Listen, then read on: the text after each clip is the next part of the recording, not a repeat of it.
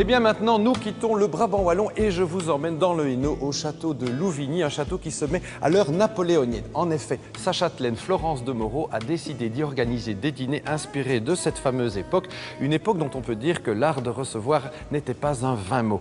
Aspics de volaille, pyramides de caille farcies au foie gras ou encore truites saumonées en gelée sont servis dans la plus belle porcelaine et les meilleurs vins dans les plus beaux verres. Alors une cuisine certes raffinée, mais où l'apparat l'emporte sur la légèreté comme vous allez le voir.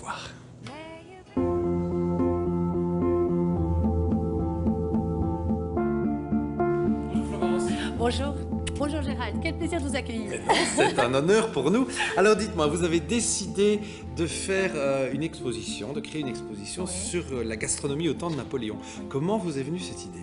Eh bien, dans le cadre du bicentenaire de Napoléon, je me suis dit pourquoi ne pas vous faire découvrir un aspect tout à fait original de Napoléon, puisque nous allons parler des grandes batailles, mais surtout de sa table. Une table exceptionnelle sous l'Empire, puisque c'est le début véritablement des premiers gastronomes, des gourmets. Eh bien voilà, on y va, on va découvrir l'expo. Alors ici, Florence, on est à cette table donc, qui évoque la gastronomie au XVIIIe, donc avant la Révolution ou jusqu'à la Révolution française, c'est-à-dire 1789.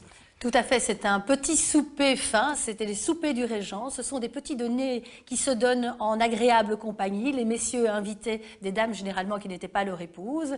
C'était une espèce d'antichambre de l'amour où on dégustait des mets très raffinés et où surtout il fallait rester dans un cadre intimiste, sans domestique, sans valet qui puisse rompre cette intimité très légère de l'époque et où on voit très bien qu'apparaissent alors des nouvelles pièces à cette vaisselle comme les rafraîchissoirs qui permettaient de rafraîchir les verres sur un lit de glace, mais également différentes pièces typiques comme les glacières, mais également alors des couverts qui sont présentés à l'envers comme vous le voyez pour pouvoir admirer les armoiries. Il faut savoir qu'au XVIIIe, il y avait donc le couvert, c'était une cuillère et une fourchette et les couteaux étaient à part et il n'y avait pas d'autres pièces de service. Oh, absolument. Et même très souvent, on utilisait ses doigts, on mangeait avec ses doigts. Et donc la serviette était vraiment indispensable. Et je dirais que c'est jusqu'à l'époque napoléonienne qu'on s'essuie même sur la nappe. Le Second Empire, sous le règne de Napoléon III et de l'influence de son épouse, l'impératrice Eugénie, marqueront l'époque d'un style et d'un art de vivre somptueux mais chargé, résolument moins sobre que sous Napoléon Ier et le style Empire.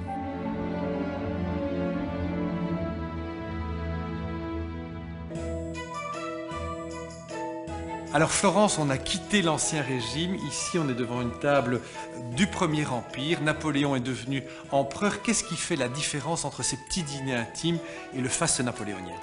Eh bien, tout d'abord, un mot sur Napoléon, puisque Napoléon, le style empire, c'est très bien, mais Napoléon lui-même, en fait, c'est un homme qui n'aimait pas manger.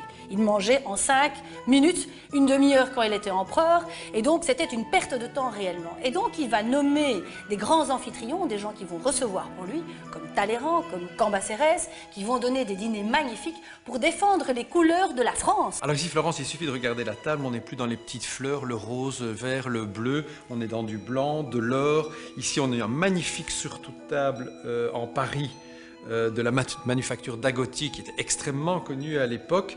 On est dans quelque chose de très fastueux mais de beaucoup plus masculin, le style Empire. Oui, et très spectaculaire, puisque comme Antonin Carême fera des pièces montées spectaculaires qui rendent hommage à la nation, à Napoléon, puisqu'elle reprend les différentes épopées, ici on le voit à table également. C'est la campagne d'Égypte qui est mise à l'honneur à travers ses porteuses, ses esclaves égyptiennes, et également à travers certains services qui vont faire la publicité, le marketing de Napoléon, puisque ce sont les campagnes, et ce sera même Waterloo qui est identifié sur la porcelaine.